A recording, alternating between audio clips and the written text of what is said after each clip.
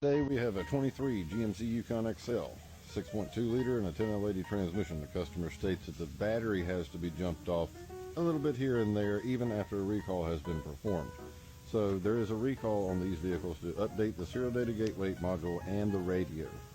After doing so, if you do not clear the U codes and the DTCs and do a serial data authentication, the vehicle can still have problems and issues. Now all the DTCs have been cleared in this vehicle and we have done so. But we have one DTC that is still set in the vehicle. It is a B196D front bladder seat control module driver internal malfunction. And what we're going to try to do today is revive that module. If we don't, and we are unable to revive that module, the driver's seat has to come out and the whole bladder system has to be replaced. Ignition on in service programming system 2, we're going to choose the selected programming process first as replace and reprogram. We're going to choose the driver seat adjuster memory module. Now at this point what I'm looking at is the current calibration IDs, and there is a difference in the first three calibration, or I want to say the first and the third calibration ID. So at that time I'm going to back out and change the selected programming process just to reprogram versus doing replace and reprogram. All right, looks like we have a successful programming event. We're going to open and close the driver's door, let it go to sleep, clear all DTCs, and recheck for codes. Remember to take the key out, let it go to sleep for about 2 minutes. And I'm going to wake the system up and restart the vehicle first. Sure everything lights up. Beautiful car, isn't it? A little bit out of my price range. Let it idle down, and we'll shut it off.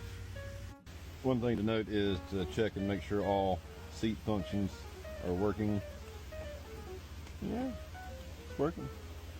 Lumbar support, back support.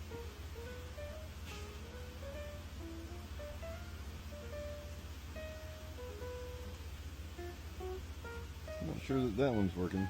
Seems the DTC is still present. So when diagnosing this process with this DTC specific, if this code sets, try to clear it. If it comes back, the module has to be replaced. That is the entire diagnostic process with this one, especially with an internal malfunction. If it stays current, it's a bad module. So before we do that, I'm going to disconnect the battery and let it go to sleep, all systems down, before we disassemble and replace a part that may not need to be replaced. DTC still remains. So first thing, disconnect the battery. All right, with the seat side cover finished, we want to put the position of the seat towards the rear, and we have two T50 Torx in the front, break them free by hand, and then run them out. These are Blue Loctited in, break them free by hand.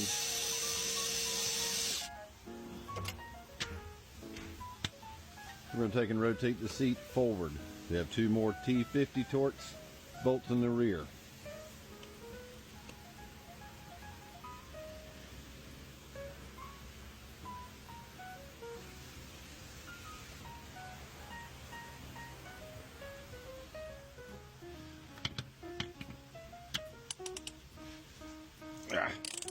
Yeet.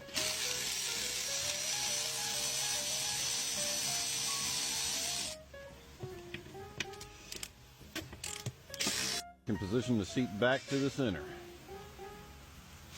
Underneath the seat is all of the cables that connect this vehicle, so you have a safety tab to release here. We're going to take and pull back on the connector and release it. We also have one here that has to be removed as well.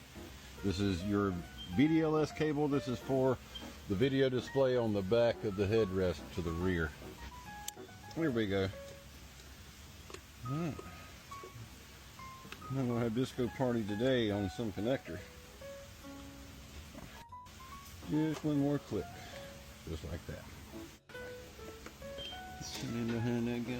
We pushing down, we're wrapping around, we clip which way.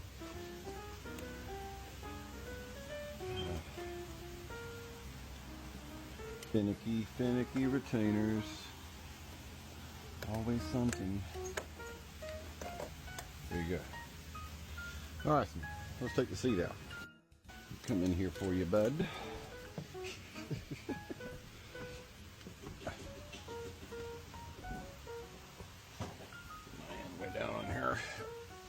Pull all the way forward.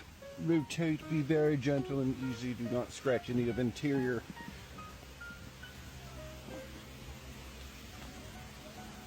Walk with me.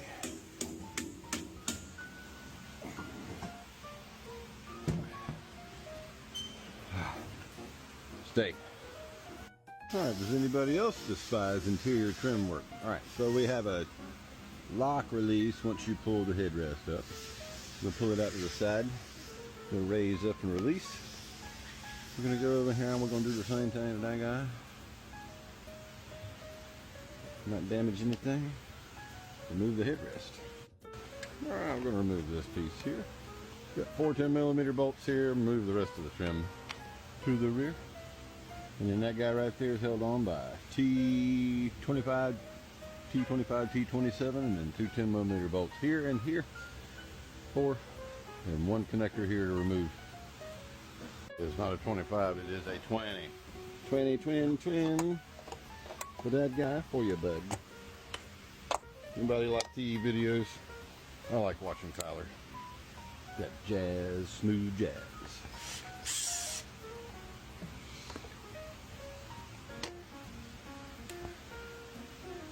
That for you, bud. Looking pretty cool.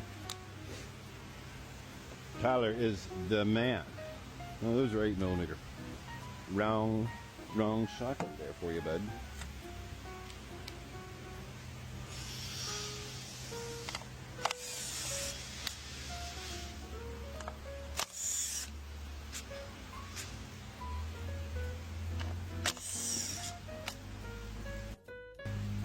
Very careful. She is not cheap.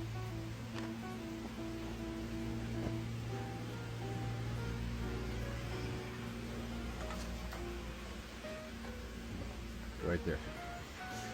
All right, now we got to take and pull these 2 pieces out and then remove the seat back cushion and cover. To remove these items, there's a little lock release just on the inside. Take and push it down in and push it up. And it should come out. Usually it's really easy on the pick 'em up trucks. That bench in the back. Bench. Not what you think I said. Yeah, there goes one.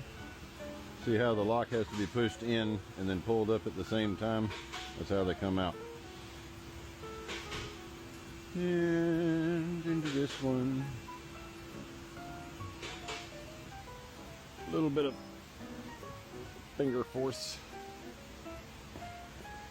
I'm not gonna have any fingers left.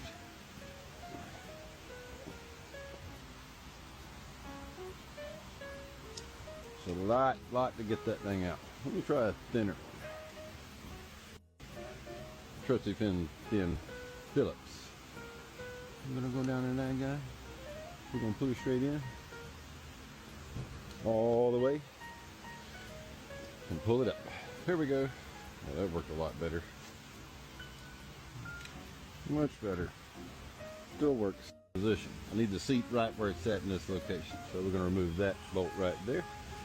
And that guy right there. And that guy right there. Good old T30 Torx. And we have one more of that guy right there.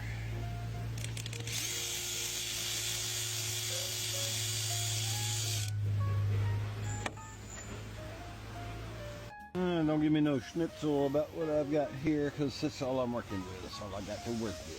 You're going to have the retainers that you're going to pull back from the bottom of the seat back cushion cover. Roll them up, and you're going to have 2 separate retainers that are here on the back.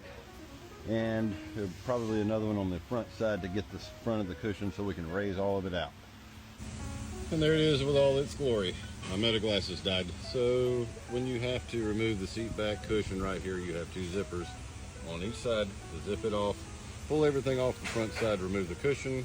We're going to remove the bladder assembly here with the module that is failed and the pump motor over here. Not bad, very nice. Get your comfort back in your back. Now we have put Humpty Dumpty all back together again. Now we have the seat back in the vehicle. Let's reconnect the battery. Alright, 2 bolts installed into the front. We'll roll it forward. Just a little bit. Just a little bit more. Just a little bit. Right there. All right.